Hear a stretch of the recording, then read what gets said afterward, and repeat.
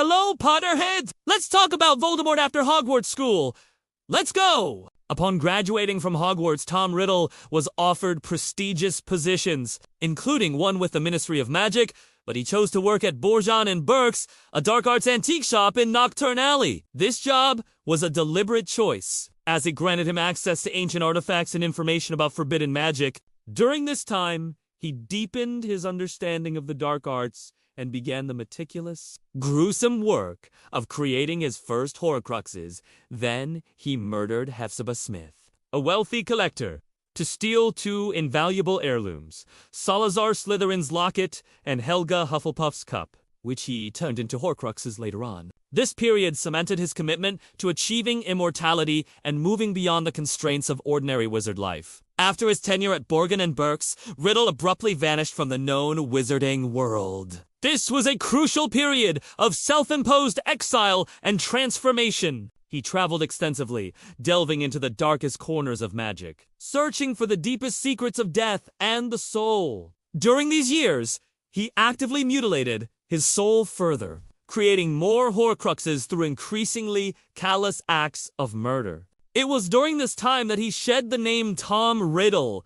entirely, replacing it with Lord Voldemort, which is a name that invoked fear and reflected his complete break from his past and his humanity. As Lord Voldemort, he began to recruit his first loyal followers, primarily from among the ambitious, pure-blood supremacist students he had known at Hogwarts school, often those who had been members of his old gang. These first converts formed the core of the Death Eaters, bound to him by a shared ideology of pure-blood dominance, a craving for power, and sheer terror of Voldemort's capabilities. They were marked with the Dark Mark, a symbol of a skull with a serpent protruding from its mouth, used to summon them and display their allegiance. Voldemort's power base grew rapidly, initiating the First Wizarding War.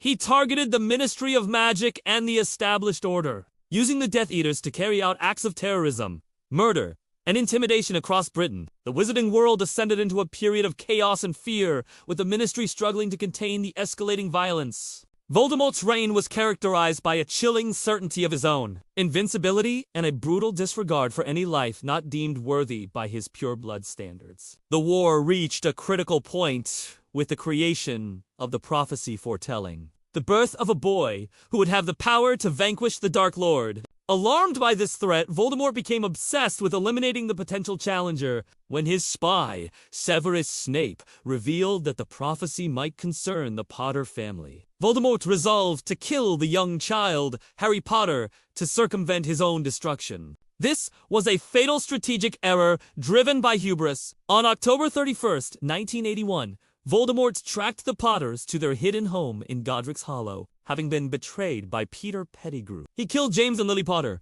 but when he attempted to cast the killing curse, Avada Kedavra, on the infant Harry Potter, the powerful, sacrificial love of Lily Potter created a magical protection. The curse rebounded, reducing Voldemort to a fraction of a soul, a horrifying, disembodied specter, and leaving Harry with his famous lightning bolt scar. For the next 13 years, Voldemort existed in a state of utter powerlessness, clinging to existence as a parasitic spirit, less than the meanest ghost, unable to interact with the world without a host. He was forced to flee to Albania and rely on the remnants of his magic and the loyalty of his few remaining servants. He made several failed attempts to regain a physical body, most notably by trying to possess Professor Quirrell during Harry's first year at Hogwarts and through the diary Horcrux in Harry's second year. Voldemort finally succeeded in regaining a full physical form during the events of the Triwizard Tournament, using a dark ritual that required the bones of his father, the flesh of a servant, Peter Pettigrew, and the blood of an enemy, Harry Potter. He was resurrected in a grotesque, serpent-like body. This moment, witnessed by Harry, signaled his official return to power, marked by a renewed sense of invincibility and a desire for vengeance. Upon his return, the Second Wizarding War began, escalating with the Battle of the Department of Mysteries and the increasing public awareness of his existence. Voldemort's new campaign focused on two goals: seizing control of the Ministry of Magic and eliminating Harry Potter. He and his Death Eaters plunged the wizarding world into a second, more desperate era of conflict, culminating in his successful overthrow of the Ministry and the establishment of a puppet government.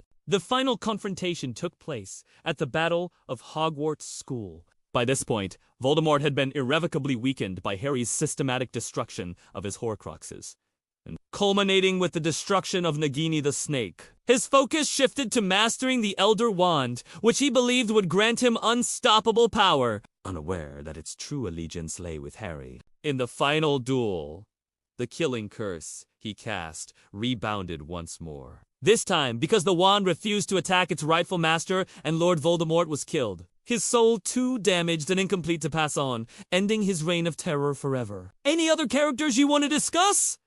Kindly comment and subscribe!